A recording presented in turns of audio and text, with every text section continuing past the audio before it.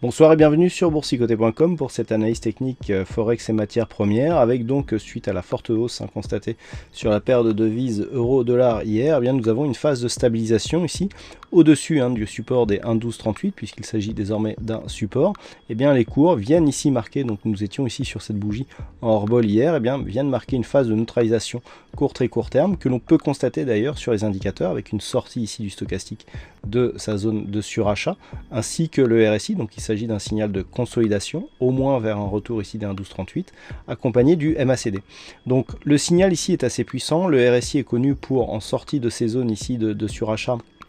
pour donner de bons signaux de retournement, un petit peu à l'image du signal que nous avions eu ici, où on le voit sur la sortie ici de ce signal du RSI, eh bien on avait eu un signal de retournement majeur, le RSI est connu pour donner donc ce genre d'informations. Donc là nous avons quasiment la même, puisque nous avons donc des indicateurs qui perçoivent ici d'une manière très anticipée le retournement de la dynamique, ça s'est vu sur le RSI, sur le stochastique, le RSI lui suit et est confirmé par le MACD. Donc on devrait ici avoir une phase de retournement qui pourrait nous ramener ici sur la zone des 1,1238. Sous les 1,1238, on aura un signal d'affaiblissement de la dynamique, puisqu'on aurait ici cette incapacité pour cette ancienne résistance à devenir support, ce qui irait à l'encontre ici d'une poursuite de cette dynamique haussière. Donc à surveiller ici la zone des 1,1238.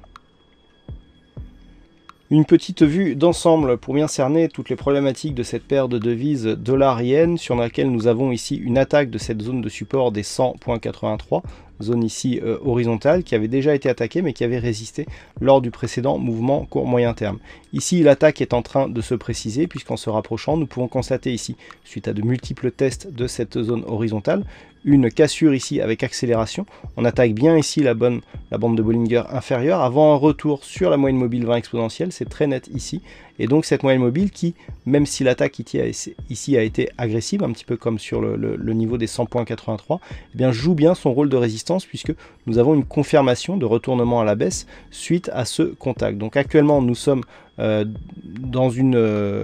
un début de dynamique baissière, mais pour totalement valider ici cette dynamique, il faudrait recasser le point bas significatif de cette bougie à 99.54. Donc actuellement on a un pré-signal, mais dans l'éventualité où cette dynamique était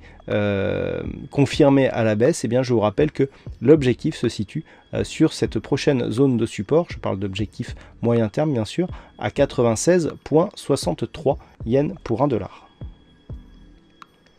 Et enfin sur l'or, eh bien, nous avons une poursuite du mouvement qui est entamé depuis maintenant quelques jours, puisque c'est effectivement ce niveau des 1354,58 $ l'once qui fait office de résistance, donc qui valide ici la cassure de cette zone oblique qui était, je le rappelle, le support de la dynamique court terme, mais pour un biais neutre, puisque nous n'avons pas de mouvement de consolidation qui se met en place. Et on pourrait même voir ici sur la dynamique un peu plus court terme, eh bien, une nouvelle tendance qui est en train de se mettre en place, qui passerait ici par cette zone de support oblique. On voit que nous avons ici quelques points significatifs, avec notamment une possibilité de triangle, mais qui est relativement moins bien défini ici par rapport à cette éventuelle résistance, mais on voit qu'il faut